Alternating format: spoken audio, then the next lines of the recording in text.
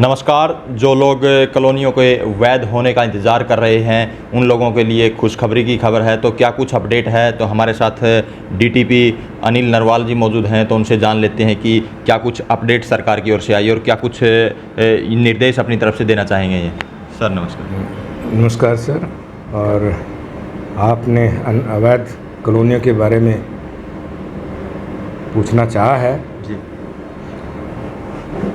के बारे में बिल्कुल विस्तार से मैं बताना चाहता हूँ जी कि जैसे कैथल डिस्ट्रिक्ट का, जिसमें 5 शहर पड़ते हैं, कैथल, कलायत, गुलाचिका, पुंडरी जी और पुंडरी, जी इन सभी क्षेत्र का मेरे विभाग द्वारा मैनुअल सर्वे करवाया गया था 1 साल पहले, जी जिसमें 152 कॉलोनियाँ टोटल हमने मिली थी, जी जिनका मैनुअल सर्वे हुआ था, लेआउट बन गए थे।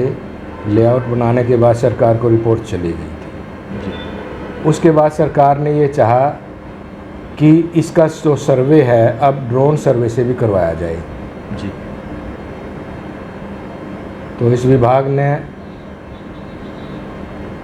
ड्रोन सर्वे भी करवाया 152 कॉलोनियों का, और रिपोर्ट जो है उसी तरह से लेआउट तैयार हुए, डिजिटल लेआउट तैयार हुए, और वो रिपोर्ट हमने भेज दी थी।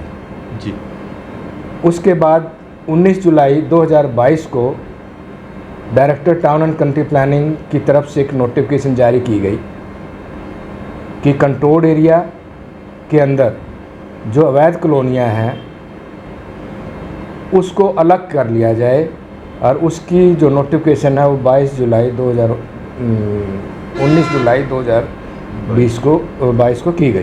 जी उसके मुताबिक ये 53 कॉलोनियाँ हैं, जी और 99 कॉलोनियाँ जो हैं एमसी एरिया की हैं।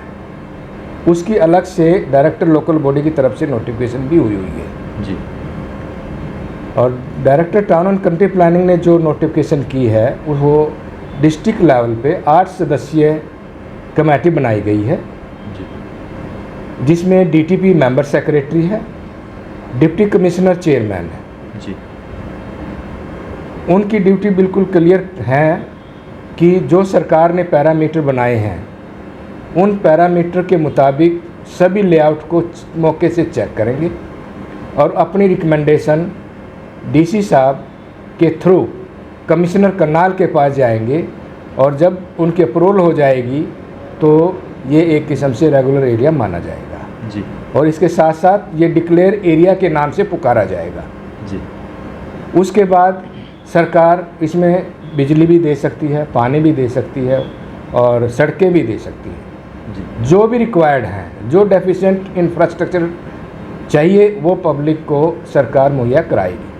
जी सर, जो लोग इन कॉलोनियों में रहते हैं तो उनका एक ही सवाल रहता है कि उनके घर पक्के कब होंगे, कोई जो कॉलोनाइज़र है या नहीं है। आपने बहुत बढ़िया क्वेश्चन पूछा। जहाँ तक मैं ये समझता हूँ कि आप ये पूछना चाह रहे हैं कि रेगुलर कैसे होंगी और कौन करवाएगा। जी इसके अंदर जो हमारे पैरामीटर सरकार से आए हैं उसमें क्लियर है कि या तो पूरी लैंड में अगर ओनर 2 या 3 हैं, या तो उनकी तरफ से रिप्रेजेंटेशन आ जाए डीटीपी ऑफिस में, क्योंकि डीटीपी ऑफिस में ही अप्लाई करना है जी, या सारे मिलके कॉलोनी के अगर 100 आदमी रहते हैं उसमें से 10 आदमी सभी की ओर से एक सोसाइटी बनाएं, वो सोसाइटी डिपार्टमेंट से उसको रेगुलराइज कराएं, उनकी तरफ से एक एप्लीकेशन आ जाए जी, तो इस पे प्रक्रिया रेगुलर करने की शुरू हो जाएगी। जी सर, जो 53 कॉलोनियाँ आपने बताई हैं, 53 कॉलोनियों में तो कितने टाइम में मतलब उनको उम्मीद होने की संभावना? सर ये एक पायलट प्रोजेक्ट है, सरकार ने 6 महीने का टाइम दिया है जी। इसके अंदर जो है हमारे 53 में से मेरे पास 5 एप्लीकेशन आ गई हैं जी। अभी मैं उपायुक्त महोदय से आजकल में मीटिंग बुलाने के लिए अनुरोध करूँगा कि, और उसके अंदर पटल पे रखी जाएंगी कमेटी के सामने, तो ये बहुत जल्दी कार्रवाई शुरू हो रही है। जी सर, और क्या कुछ नए दिशा निर्देश आए हैं उन कॉलोनियों के लिए या कोई बाहर का एरिया उसके लिए? सर इस बात को नोटिफिकेशन हुई को 1 महीने से ज़्यादा का पीरियड हो गया है जी। अखबार में भी हमने निकलवाई हैं जी। सार्वजनिक स्थानों पे भी हमने पंप लाइट लगवाए हैं। जी इसके बावजूद सिर्फ 5 एप्लीकेशन मेरे पास आई हैं जी और मेरे जेई फील्ड में जाके भी लोगों को बता रहे हैं, जी जो कि एक प्रोग्रेस जिसको हम कहें बहुत कम है, जी क्योंकि ये एक बहुत अच्छा और बढ़िया मौका सरकार दे रही है, जी उसके बावजूद भी पब्लिक इसका फ़ायदा नहीं उठा रही है। जी इसके बारे में मैं बिल्कुल क्लियर करना चाह रहा हूँ कि हमने बहुत ज़्यादा पब्लिसिटी भी करा दी है, लोग उसके बावजूद कम आ रहे हैं। जी ये दिमाग से निकाल लें कि बगैर अप्रूवल के ये मकान सरकार अपने लेवल पे कोई कार्रवाई करके रेगुलर कर देगी, ऐसा नहीं है। ये रेगुलर कराने के लिए अप्लाई करना पड़ेगा।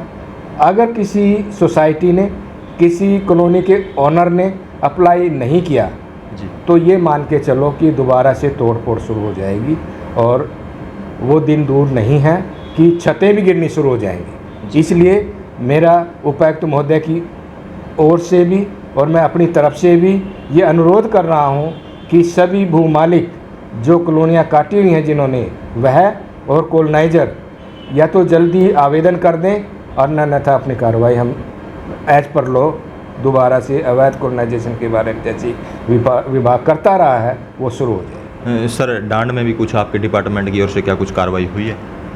हाँ जी, डांड जो है एक गांव है जी जो कि गांव तो ठीक है, रेवेन्यू डिपार्टमेंट की वजह के कारण जो है वहाँ पे पंचायत है, इसलिए मैं गांव कह सकता हूँ जी लेकिन वहाँ पे 4 डिस्ट्रिक्टों का मिलान होता है और वो एक छोटा सा टाउन बनने जा रहा है जी उसके अंदर अवैध कॉलोनाइजेशन पिछले 1 साल से बहुत ज़्यादा आ रही थी, जी जिसमें पूर्व में उपायुक्त महोदय जो रहे हैं मिस्टर सुजान सिंह जी, उन्होंने जो है मेरे को प्रपोज किया था कि यहाँ का कंट्रोल एरिया डिक्लेयर करवाया जाए।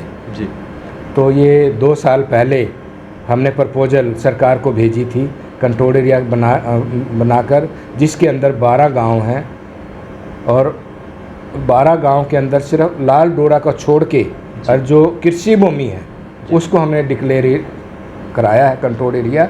अब उसके अंदर जो है, जो भी आदमी चाहे वो कॉलोनी काटे, चाहे कोई शोरूम बनाए, चाहे वो कोई मकान बनाए, चाहे वो कोई फैक्ट्री बनाए, अब उसको director town and country planning से इसकी परमिशन लेनी पड़ेगी। और ये भी मैं क्लियर कर दूं कि हम इसका जो है एग्जिस्टिंग लैंड यूज प्लान तैयार कर रहे हैं, उसका अब सर्वे होगा 1 महीने के अंदर अंदर। उसके बाद बहुत स्ट्रिक्टनेस हो जाएगी और हर आदमी पे वॉच रखी जाएगी कौन नया निर्माण बना रहा है और कौन नहीं बना रहा है। जो नया निर्माण बनाएगा उस पर कार्रवाई होगी और उसको परमिशन भी लेनी पड़ेगी। और इसके साथ साथ ये क्लियर कर दूं कि हम अभी ये सारा सर्वे करके क्लियर कर लेंगे कि पुराने स्ट्रक्चर कौन से हैं, उस पे एक्ट की एग्जम्पशन रहेगी। सर, जो आपने बताया तो इसके क्या कुछ फ़ायदे हैं डांडवासियों को? हाँ, इसका ये फ़ायदा हो जाएगा सर कि अब तो अनइवन तरीके से निर्माण हो रहे थे जी हर आदमी अपनी मनमर्जी से जो है कहीं भी निर्माण बना लेता था, सड़क के किनारे बना लेता था या खेत में अपनी मर्जी से कहीं भी कुछ भी बना लेता था जी। तो लेकिन अब क्या है, इसका डेवलपमेंट प्लान बनेगा और उसके अंदर जो है डेवलपमेंट प्लान के अंदर ये ज़मीन 8 भागों में बांटी जाएगी, जैसे रिहायशी में, कमर्शियल में, इंडस्ट्रियल में, इसी तरह से 8 जोन हैं हमारे। और उसका एक प्लान बनेगा डेवलपमेंट प्लान, उसके मुताबिक ही प्री प्लान्ड वे से ही आगे निर्माण आएंगे, जिससे एक ढांड गांव ही नहीं रहेगा, एक शहर की तर्ज पे एक सुंदर जगह बन जाएगी। तो ये थे हमारे साथ डीटीपी अनिल नरवाल जी, जिनसे हमने जो कॉलोनियों में क्या कुछ अपडेट चल रहा है उस बारे में विस्तार से बातचीत की। और उन लोगों के लिए भी और उन कॉलोनाइज़र के लिए भी बड़ी राहत भरी खबर है, क्योंकि जैसा इन्होंने बताया कि जो कॉलोनियों में लोग रहते हैं या तो वो अपनी सोसाइटी बना लें या जो कॉलोनाइज़र हैं वो यहाँ डीटीपी कार्यालय में अपना आवेदन कर सकते हैं रेगुलराइजेशन के लिए। इसके बाद जो प्रक्रिया आगे चलेगी। तो इस वीडियो को ज़्यादा से ज़्यादा शेयर करें, लाइक करें, कमेंट करें, ताकि ज़्यादा से ज़्यादा लोगों तक ये मैसेज पहुँच सके।